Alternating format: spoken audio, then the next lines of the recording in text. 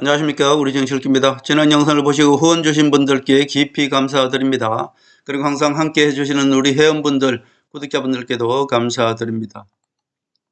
한덕수 조지어 정인 채택은 변호인단의 탄핵 확인 사살이다, 이렇게 볼 수 있습니다. 저는 변호인단이 한덕수 총리, 조지어 경찰청장을 왜 정인으로 채택했는지 저는 알 수가 없습니다. 결국 변호인단의 정인 채택, 불리한 진술을 유도했다, 저는 그렇게 보고요.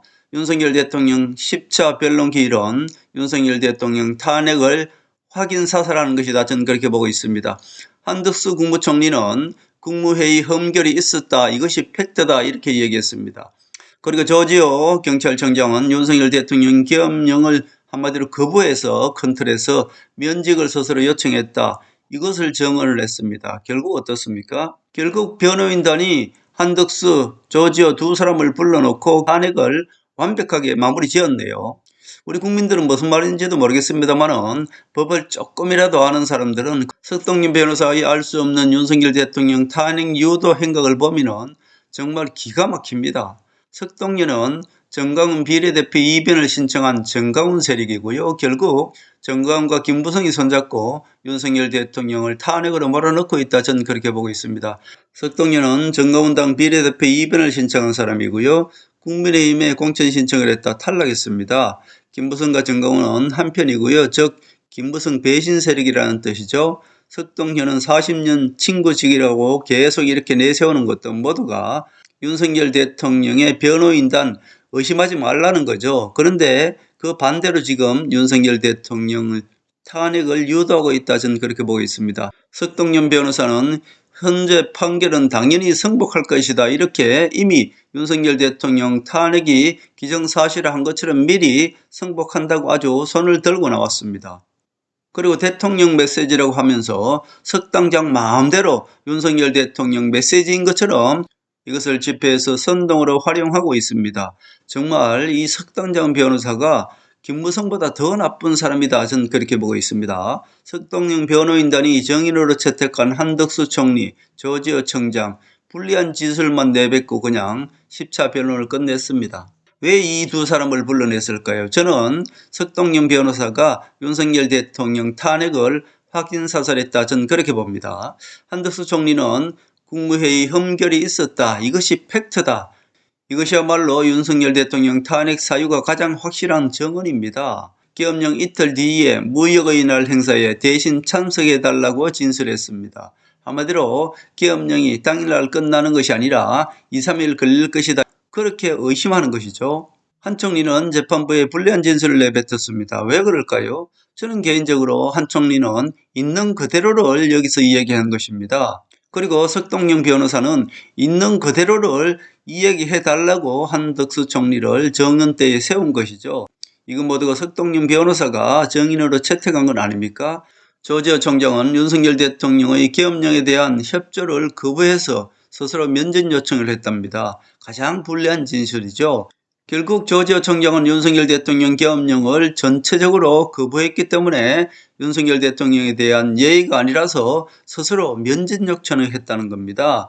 결국 이렇게 보면은 윤석열 대통령한테 불리한 그런 정언만 이렇게 내뱉었는데 왜 석동영 변호사가 한덕수 총리, 조지어 총장을 이렇게 정언대에 세웠는지 저는 알 수가 없습니다. 이건 이미 경찰 조사에서 모두가 끝난 것이고 한덕수 총리도 모두가 이 정언들을 다 했기 때문에 한덕수 총리나 조지어 총장을 정언대에 세우는 것이 불리한 것인데 왜 석동영 변호인단은 정언대에 세워서 윤석열 대통령 탄핵을 확인 사살하느냐, 저는 이 말입니다. 홍장은이야 처음부터 제가 말씀드렸지 않습니까? 이 모든 어떤 계획의 중심에 있는 것이 홍장은이라고 윤석열 대통령이 탄핵 공작을 의심한다고 얘기했습니다. 홍장은 당연하지요. 그러면 윤석열 대통령이 적어도 날카로운 검사라면은 홍장은이가 이렇게 탄핵 공작을 전체적으로 했으면은 이것은 당일날 그런 계획을 세우겠습니까? 그것이 아니죠. 치밀하게 이미 이 탄핵 공작, 계엄령을 일으키도록 공작을 했다는 것은 윤석열 대통령만 이것이 알고 있었던 것이 아니라 이미 계엄령을 내려진다는 것 국정원에서 모두 알고 있었다는 뜻 아닙니까?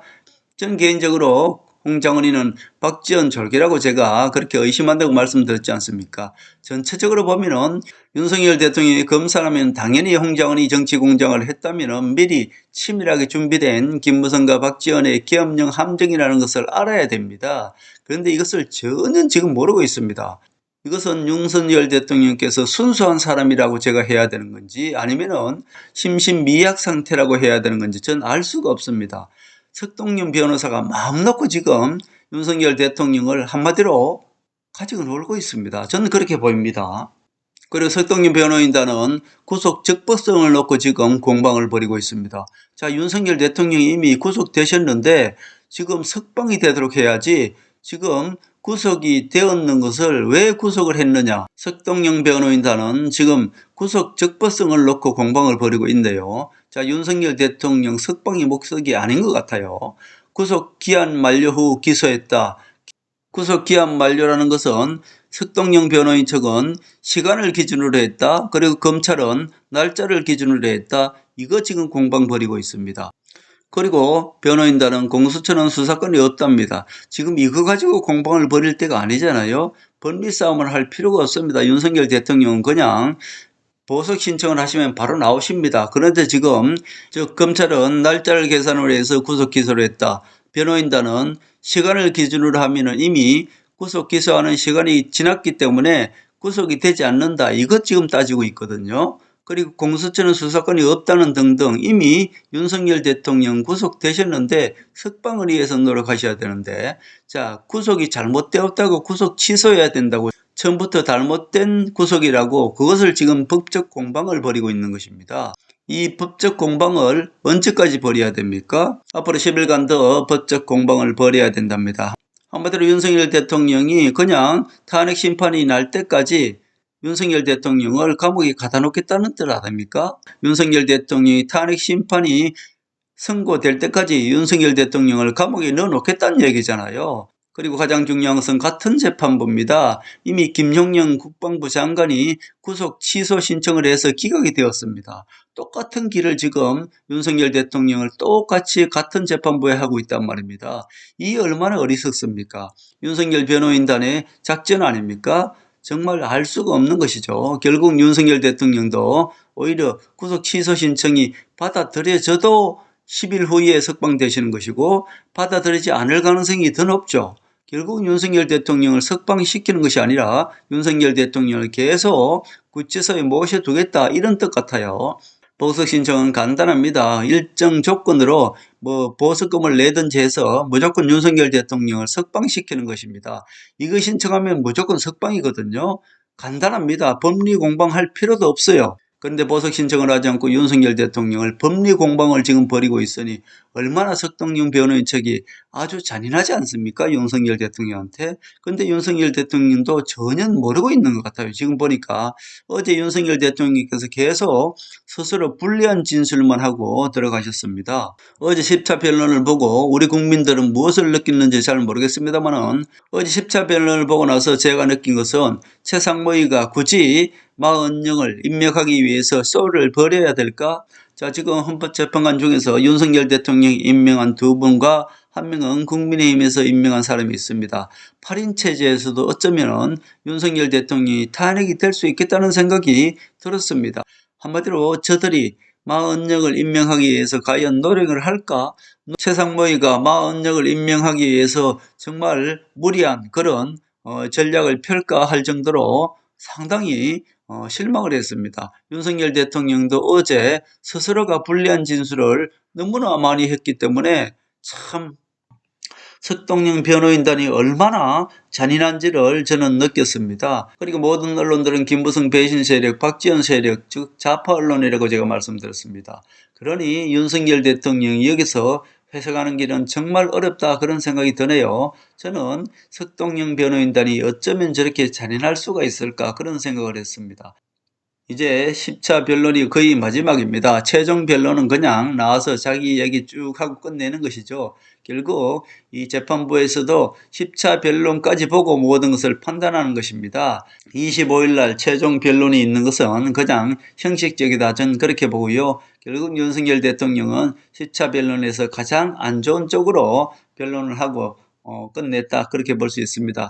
만약에 민주당과 국민의힘 배신 세력들이 마흔역 임명하는데 그렇게 신경을 쓰지 않는다. 이럴 때는 기존에 있는 8인 체제에서도 윤석열 대통령은 탄핵이 가능하다. 그런 것을 이미 내포하고 있다. 그렇게 볼 수 있습니다. 어제 10차 변론을 보고 저는 상당히 실망을 했습니다.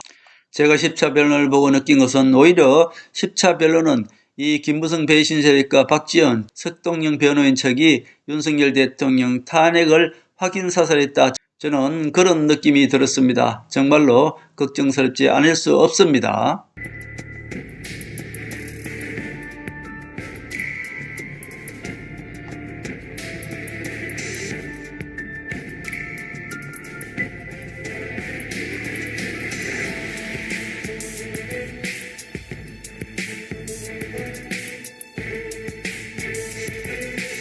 하늘의 섭리대로 우리 정치의 미래를 읽습니다.